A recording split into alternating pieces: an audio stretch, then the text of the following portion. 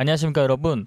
이번 시간에는 우리가 이전 시간에 배웠던 AJAX와 Fetch API를 사용을 했었는데, 자, 이때 필요한 개념 중 하나인 프로미스에 대한 개념이 나오게 됩니다. 이 프로미스와 어싱크, 어웨이트를 사용해 가지고 비동기 작업을 처리하는 방법을 같이 한번 배워보도록 하겠습니다. 앞에 예제를 보면서 프로미스와 어싱크 어웨이트에 대한 예제를 볼 거고, 먼저 프로미스 사용에 대한 예제를 살펴보도록 하겠습니다. 앞에 있는 예제에 프로미스 사용하는 비동기 요청 처리 방식은 fetch 데이터 함수를 사용을 해서 프로미스를 반환하게 됩니다. 이때 fetch API를 사용하여 데이터를 가지고 오고 응답이 성공적으로 데이터를 반환하면 오류가 발생하지 않고, 오류가 만약에 발생했다면 오류를 반환하도록 하는 예제 코드입니다. 그래서 프로미스를 사용하는 예시를 좀 더 디테일하게 살펴보면, 리턴을 통해서 new 해가지고 프로미스 객체를 하나 만들게 되고요. 자, 여기서 에러 펑션이 나오게 되는데 resolve와 reject이라고 하는 우리가 매개 변수를 받게 됩니다. 자, 매개 변수를 받은 값을 통해서 일단은 여기서 우리가 인작 값으로 이렇게 URL을 넘기게 되면 이쪽으로 넘어오고요. 그 다음에 fetch가 동작을 합니다. fetch부터는 우리가 아는 이전 시간에 배웠던 내용들이고, then을 통해서 리스폰스를 찾고 아니라고 하면 네트워크 응답이 좋지 않습니다 라고 나오고요. 그 다음에 여기서 return을 통해서 정상적으로 작동을 했다면 JSON 값을 그 다음 then으로 넘겨주게 됩니다. 이 then에서 데이터라는 형식을 찾게 되고 resolve에 데이터를 저장을 하게 되고요. 혹시나 캐치를 통해서 에러가 발생했다면 reject이라고 하는 에러를 여기에 하나의 매개 변수 값으로 넣게 되는 겁니다. 자, 그래서 우리가 확인을 할 수 있는 건 이 프로미스는 resolve랑 reject이라고 하는 하나의 매개 변수 값들을 사용을 하고, 여기서 사용할 수 있는 then을 통해서 데이터를 넣고 캐치를 통해서 에러를 넣는 것과 비슷한 유형을 하고 있다. 자, 이렇게 프로미스를 사용을 했을 때 우리가 좋은 방법은 비동기 처리가 비교적 쉽게 가능하다는 얘기가 되고 있습니다. 그리고 이전 시간에 배웠던 fetch 방법과 매우 유사한 방식을 띠고 있는 걸 확인할 수 있습니다. 자, 다음으로는 async await에 대한 비동기 처리 방법을 알아보도록 하겠습니다. 앞에 있는 예제는 async await에 대한 사용 예제이고요. 같이 한번 살펴보면, 펑션을 정의를 하고 우리가 fetch 데이터라고 하는 하나의 함수를 정의를 해줬습니다. 그러면 이런 식으로 사용이 가능하고요. URL만 넣어줘도 이제 비동기적으로 동작이 가능하도록 되어 있죠. 자, 그렇다면 async await이라고 하는 문법들이 나오게 됩니다. async와 await은 무조건 플러스 세트로 가져가야 된다라고 생각을 해주셔야 합니다. 그래서 async는 그냥 작성을 해도 되지만 await을 작성을 하려면 무조건 async라고 작성이 되어 있어야 하고, 함수 선언부 앞에 작동이 되어 있어야 한다라고 지금 여기에 표시가 되어 있죠. async와 await을 동작을 하려면 이런 식으로 비동기 처리를 하려고 하는 로직에서 사용이 되고요. const를 통해서 response라는 변수를 await을 하고 기다리겠다는 뜻입니다. 이 fetch가 동작을 할 때까지 비동기 처리로 기다리겠다는 뜻이고, if문을 통해서 만약에 리스폰스가 정확하게 잘 받아지지 않았다면 네트워크가 좋지 않습니다라고 하는 문구가 나오고, 잘 받아줬다면 await을 통해서 한 번 더 기다리고 여기서 JSON을 우리가 데이터로 반환을 하게 됩니다. 그래서 실질적으로 콘솔 로그로 데이터라는 값이 나오고, 혹시나 여기서 캐치를 통해서 에러라는 값이 나오면 콘솔 에러가 나오게 되는 거죠. 이렇게 해서 async await을 사용할 때는 보편적으로 try, 캐치문을 많이 사용한다 라고 알고 있으시면 좋습니다.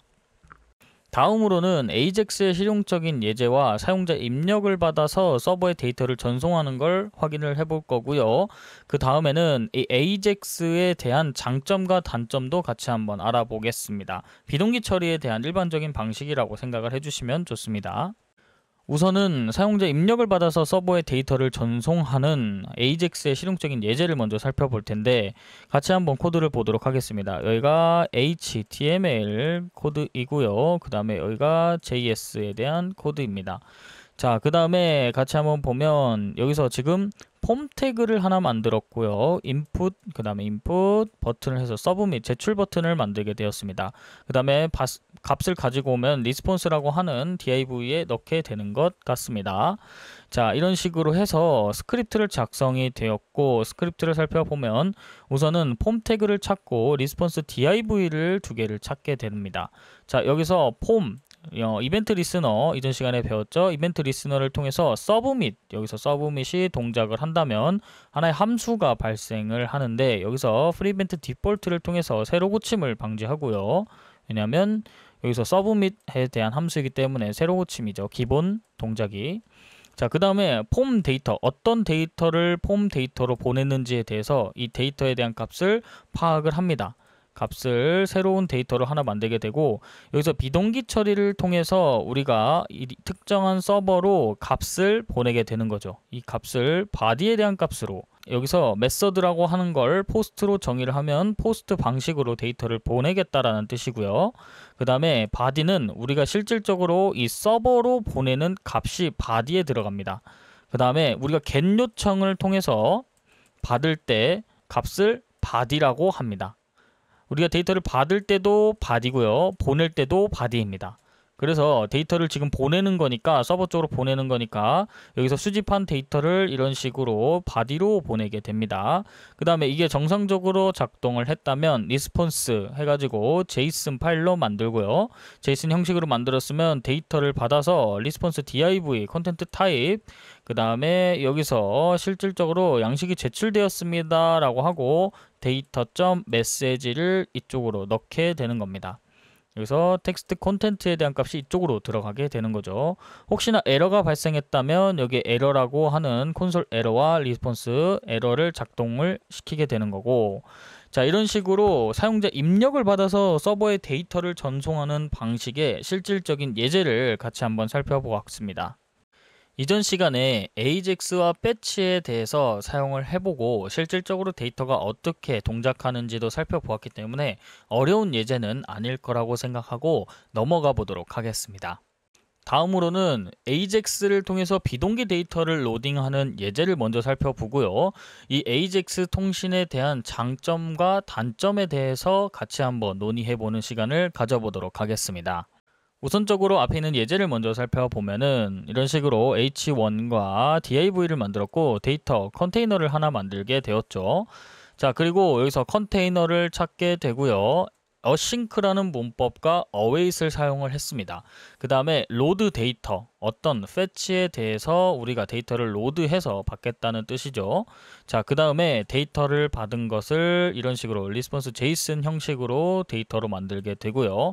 실질적으로 데이터를 표시하기 위해서 for each 문을 사용을 하고 아이템이라는 걸 정의를 해서 이 데이터 아이템이라고 해서 div를 하나 만들게 됩니다. create 해가지고 div를 만들고 이 div에 해당하는 클래스 이름을 데이터 아이템으로 지정을 해주고 그 밑에 지금 텍스트 콘텐트라고 해서 아이템의 타이틀을 넣게 되고요. 콘텐트 해가지고 div 컨테이너 안에는 append child로 이 값들을 하나씩 다 넣게 되는 겁니다. 혹시나 에러가 발생했다면 이 부분에서 에러가 나오게 되고, 여기서 윈도우 add 이벤트 해가지고 로딩이 발생하면 실질적으로 이게 동작하도록 우리가 만들어 놓은 예제입니다. 예제는 이런 식으로 동작을 하고 있고요. 자, 우리가 이제부터 살펴볼 것은 다음과 같은 이 AJAX 통신과 실질적으로 fetch에 대한 동작을 우리가 확인을 하고 실습도 해봤는데 여기에 대한 장단점에 대해서 비교를 한번 해보도록 하겠습니다. 그러면 장점을 먼저 살펴볼 텐데 AJAX 통신에 대한 장점 중 첫 번째는 비동기성이 되겠습니다. 비동기성. 자, 지금까지 수없이 말했던 비동기성은 페이지를 새로 고침하지 않고도 데이터를 주고받을 수 있는 하나의 형식을 얘기를 하죠. 자, 그러면 두 번째에 대한 장점은 빠른 인터랙션이라고 합니다. 서버와 통신을 할 때 비동기적으로 이루어지기 때문에 사용자가 인터페이스에서 조금 더 빠르게 동작을 하고 있기 때문에 여기서 빠른 인터랙션이라고 합니다. 자, 세 번째는 부분적인 업데이트가 가능하다. 이게 무슨 말이냐면 전체 페이지를 우리가 한번 로딩을 할 텐데 이 전체 페이지를 로딩하지 않고 만약에 이쪽 부분만 바뀌게 되면 이쪽에 해당하는 부분만 업데이트가 일어나게 되는 거죠. 자, 이 부분이 바로 부분 업데이트가 가능한 AJAX 통신의 장점이라고 말할 수 있습니다. 그러면 AJAX 통신에 대한 단점을 한번 살펴볼 텐데요. 첫 번째는 브라우저에 대한 호환성입니다. 모든 브라우저가 AJAX를 동일하게 지원하지 않기 때문에 구형 브라우저에서는 일부 기능이 제한될 수 있다는 단점이 있습니다. 두 번째는 복잡성 증가입니다. 비동기 코드는 동기 코드보다 복잡해질 수 있습니다. 예를 들어서 콜백 지옥이라고 하는 콜백 헬이라고 하는 단어가 있습니다. 다음과 같은 이 이야기를 할 수 있고 이 콜백들이 많아지면 많아질수록 사용자가 다른 사람들이 내 코드를 봤을 때 이해하기가 어려울 수 있다라는 게 지금 단점으로 뽑히고 있습니다. 그 다음에 대한 세 번째는 보안 문제성입니다. 보안 문제성은 클라이언트와 서버 간에 우리가 통신을 하는 거기 때문에 여기서 보안이 매우 중요합니다. 예를 들어서 지금 콜스라고 있습니다. 콜, CORS, 콜스라고 있고요. 이 콜스는 크로스 오리진 리소스 쉐어링이라고 하는 정책이 있습니다. 이 콜스 정책은 우리가 데이터를 클라이언트가 지금 서버 쪽으로 데이터를 보낼 때 서버에서 이 콜스 정책을 가지고 클라이언트가 보내게 됩니다. 그러면 서버 쪽에서 이 콜스를 확인을 합니다. 이 콜스라는 게 뭐냐면 특정 클라이언트의 URL에서 요청을 했는지를 바라는 겁니다. 여기에 서버 쪽에서 콜스 정책이라고 하는 클라이언트들의 URL 정보를 담고 있습니다. 이 URL 정보가 정확한 URL에 있는 클라이언트가 나한테 보냈는지 또는 통신을 하고 있는지에 대한 콜스 정책을 확인을 해서 실질적으로 우리가 가지고 있는 리스트에 있지 않은 서버 쪽에 있는 리스트의 URL이 아닌 클라이언트가 접속을 하거나 어떤 통신을 했을 때는 데이터에 대해서 보내주지 않고 또는 이 보안 정책으로서 무시를 하는 하나의 콜스 정책을 지정을 할 수 있습니다. 자, 이러한 보안 문제성도 있기 때문에 여러분들이 AJAX 통신 또는 이와 같은 다양한 통신을 클라이언트와 서버 간 할 때 보안을 매우 신경 쓰면 좋다라는 말을 끝으로 이번 강의는 여기서 마무리하도록 하겠습니다. 감사합니다.